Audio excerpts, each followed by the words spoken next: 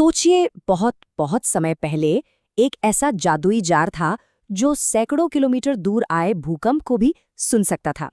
चलिए इस कमाल की कहानी में गोता लगाते हैं। जरा इसे देखिए, ये कोई मामूली सा बर्तन नहीं है। ये लगभग 2000 साल पुरानी एक जबरदस्त मशीन है। जितनी सुंदर उतनी ही रहस्यमयी भी, है ना? यही तो है सबसे बड़ा सवाल, एक जार जो इतनी दूर से भूकंप का पता लगा ले, वो भी बिना किसी बिजली या कंप्यूटर के। आखिर इसके अंदर क्या राज छिपा था? चलिए मिलकर इस पहेली को सुलझाते हैं। तो भाई, हर कमाल के आविष्कार के पीछे एक कमाल का दिमाग होता है। तो चलिए मिलते हैं उस जीनियस से जिसने इस अनोखी मशीन को बनाया था। इनका नाम था जांग हेंग, और वो कोई आम इंसान नहीं थे।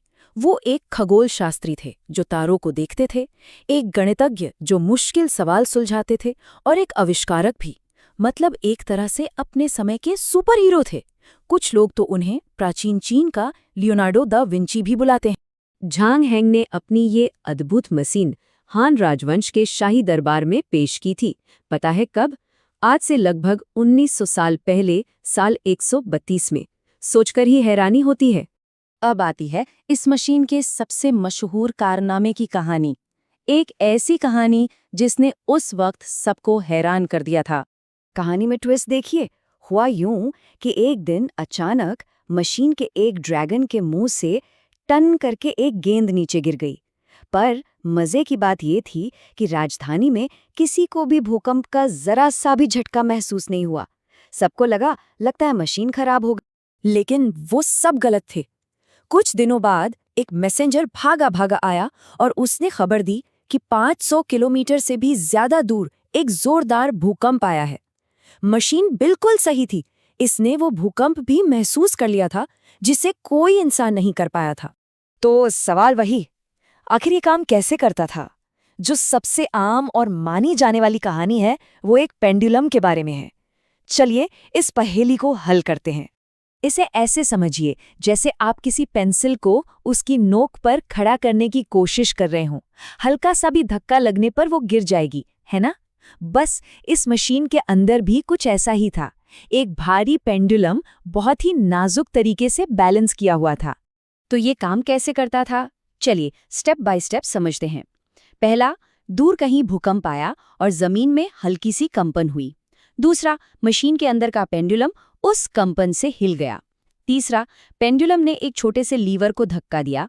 और चौथा, जिस तरफ से कंपन आई थी उस तरफ वाले ड्रैगन का मुंह खुल गया और टन, गेंद सीधे नीचे मेंढक के मुंह में गिर गई, जिससे सबको पता चल गया। हाँ, एक बात याद रखना बहुत जरूरी है। ये मशीन ये नहीं बताती थी कि भूकंप कितना बड़ा था। ये सिर्फ ये बताती थी कि भूकंप किस दिशा से आया था। और उस समय के लिए ये जानकारी बहुत कीमती थी, ताकि राजा फौरन उस दिशा में मदद भेज सके। लेकिन रुकिए, कहानी अभी खत्म नहीं हुई है। क्या हो अगर पेंडुलम वाली कहानी पूरी सच्चाई न हो? क्या हो अगर असली राज पानी हो? चलिए एक और एंगल से सोचते हैं। क्या कोई और तरीका हो सकता है जिससे ये मशीन काम करती हो? कुछ मॉडर्न साइंटिस्ट को तो ऐसा ही लगता है। देखिए, आज के कुछ वैज्ञानिकों को इस पेंडुलम वाली बात पर थोड़ा शक है। उनका मानना है कि शायद कहानी को थोड़ा बढ़ा चढ़ाकर बताया गया हो। और सबसे बड़ी बात, जब 2005 में उन्होंने पेंडुलम के सिद्धांत पर एक हूबहू कॉपी बनाई तो वो किसी भी भूकंप का पता ही नहीं लगा पाई। तो अब हमारे पास दो टीमें हैं, टीम पेंडुलम और टीम वाटर। टीम पेंडुलम कहती है कि एक झूलती हुई छड़ से मशीन काम करती थी, और टीम वाटर कहती है कि नहीं, असली जादू तो पानी के बहाव में था। ये पानी वाला आइडिया बहुत मजेदार है। इसके हिसाब से ये मशीन असल में एक फव्वारा थी। कल्पना कीजिए, ड्रैगन के मुंह से पानी बिल्कुल शांत और सीधा बह रहा है। अब भूकंप की तरंगें आती है और उस शांत पानी में हलचल मचा देती हैं, जैसे नल को जोर से खोलने पर होता है। और बस यही हलचल वाली धारा गेंद को बाहर धकेल देती थी। और पता है, ये सिर्फ कोई कहानी नहीं है। जैसा कि इस शानदार चित्र में दिख रहा है, वैज्ञानिक आज भी इस पानी वाले सिद्धांत को समझने के लिए एक्सपेरिमेंट्स कर रहे हैं। ये रहस्य आज भी जिंदा है। तो आखिर में इस पूरी कहानी का मतलब क्या है? भले ही हम इसका असली राज कभी न जान पाएं, लेकिन झांग हेंग की ये मशीन इतिहास में बहुत बहुत जरूरी है। इस एक आविष्कार ने दुनिया की सोच ही बदल दी।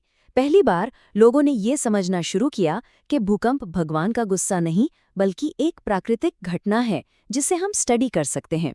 ये अंधविश्वास से विज्ञान की ओर एक बहुत बड़ा कदम था।